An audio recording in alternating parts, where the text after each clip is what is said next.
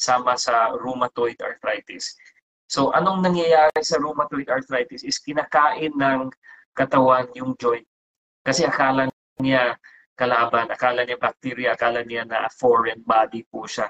Kaya nasisira yung joint na ng tuhod, sometimes also the hips. Tapos these patients typically go to a rheumatologist first kasi tinitreat nila talaga yung inflammation in the body with different medications. Food, again, sabi nila is not important, but research has shown na food talaga can cause more inflammation in the joint or it can lessen the inflammation. So if you have rheumatoid arthritis, go to the Facebook groups, Hip and Knee Arthritis Philippines, check out some of the foods that I put there, frequently ask questions about rheumatoid arthritis kasi it is a type of arthritis na nasisira yung joint dahil akala ng katawan foreign body po siya.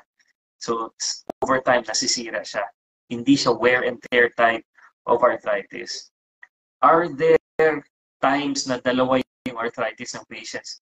Pwede po.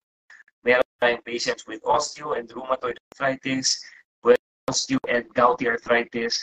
So if you have a family history, pag may relatives po kayo na merong gout or merong osteo, pwedeng magkasabay yung dalawa. Sobrang sakit ng tuhod po. And sometimes we do injections to lessen the inflammation. Tapos kukuha ng injection, ang daming tubig sa